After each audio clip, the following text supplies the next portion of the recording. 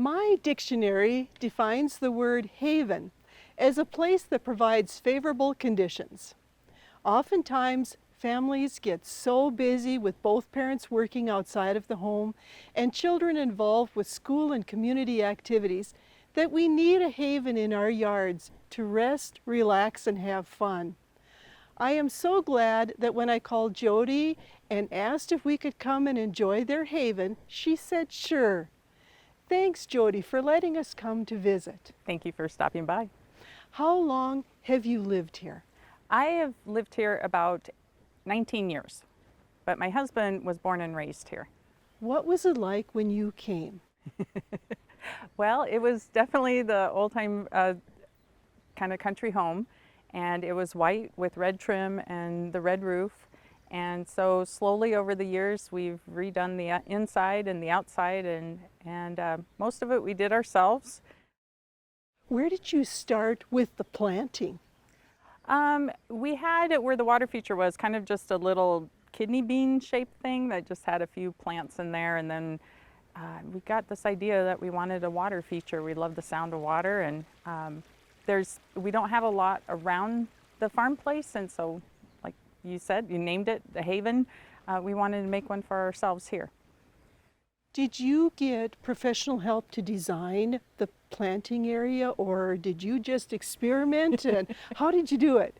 Well, I did have one gal kind of help me with kind of the flow of the walkway, but all the plants we've put in there either from people give them to us, or we'll go to the schools that have the plant sales, and then we'll plop them in, and they'll get 3 times bigger than we thought they would be, and they'd be right up front. And you're like, okay, that has to be moved in the fall. And yeah, it's a lot of trial and error, but a lot of the plants came from friends or getting them on sale. We found out though that sometimes you get what you pay for, so you have to be careful, especially like with trees.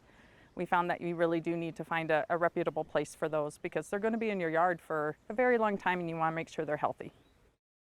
Were there a lot of mature trees when you came, or have you planted a lot since you've come? The line behind you was here when I got here.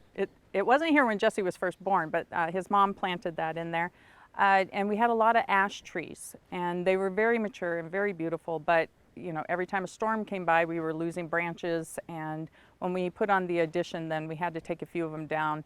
But we made sure that, we've been planting since year 1 that I moved here. We've been, oh my gosh, I wish we counted how many trees we've put into this place. Well, it seems like you have a lot of shade here. So do you have, are the plants that you buy a lot geared toward shade? Yes, most of them, mainly because I like hostas. I like plants that stay in one spot. I don't like the ones that, I mean, I love seeing them at other people's places, but I don't like taking care of like daisies that, you know, take off, or lavender.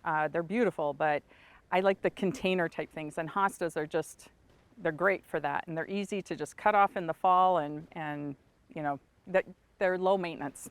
Then you also added the water feature? Yes, that was a couple of kids helping us out, and Jesse doing that whole thing, and a tractor lifting. The boulders are only as big as the tractor could carry, so that's. How did you decide on the shape and the style of the water feature? Well, everything around here is really flat, so we couldn't really build it up too high, or else it wouldn't look natural to the setting. So it's only probably up about 2 or 3 feet, and we just we bought a kit online with a big, huge rubber membrane, and then we landscaped around it, and we put in all the rocks. And when the guy came to pour the cement, he said, "There's not one straight line here anywhere." And I go, "But there's none in nature either." So I really thought that was a compliment. Now, your water feature doesn't have a pond area. Was that intentional? Yes, for 2 reasons. One, we have a 1-year-old grandson, and I just hear horror stories about ponds. And the other thing was that I don't want to clean a pond, and we didn't really want fish. So we thought it'd just be easier if it just went into the rocks and then was recirculated up around again. What do you have to do with the pond in the fall to get it ready for winter? My husband takes out the pump, and then we just kind of blow all the leaves out of there and everything. And it's really easy. I was down at my uncle's place in Omaha. He has a water feature, and he tests the pH, he does this and that and everything, and I was like, and has filters. And yeah, we don't do that. We just take the pump out, put it back in, and Then how early in the season can you start using that? as soon as the ice is out of the pump house, because it usually fills up with water and it's a big block of ice. And so when that's gone, then Jesse can put the pump back in and we can start it up. Judy, did you install lighting here too? Well, yes, it's above ground lighting though. We didn't put in any special electrical things except for one outlet that we run everything from. And we started off with just little solar lights, and then we wanted that outlet for Christmas lights, so we could put Christmas lights out. But one of them that we had was the red and green star shower, and we had it in the summertime. You know how you don't always pick up all your Christmas stuff, after Christmas. So we had it out, and it is actually really pretty up into the trees at nighttime when you're sitting by the bonfire and the water feature is running, and you just see these little green speckles in the trees. And when the wind blows, it kind of looks like fireflies up there. So we did that, and we have a couple of lighting in the water feature itself. And if you put the lights under the water, then the light that they cast will be, wavy instead of just a bright spotlight. So we've tried to do that too. But otherwise, most of it's done with solar lighting.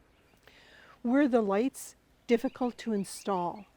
The solar lights are just one that you buy from the stores and you just put into the ground. So those are really easy, and I place them as plants grow. I move them so that they get better, visibility. The ones in the water, no, you just do it at nighttime and place them where you think you kind of get the best effect. And same with the star showers. You just plug them in and face them where you want. So it is very easy. What do you use this beautiful area for now? Most of the time having company over, we'll sit out here at a bonfire and listen to the water, turn off the yard light, and just look up at all the stars and everything. I think it's every time Jesse's family comes up here, this is where we end up gathering, because there's a lot of space for everybody to sit around and just hang out. Now, do you have other areas too that you use for your family? Yes, we love ATVs, and so we cut a path into the windbreak. And then we also have a raised bed vegetable garden. Can we go see those? Yes, definitely.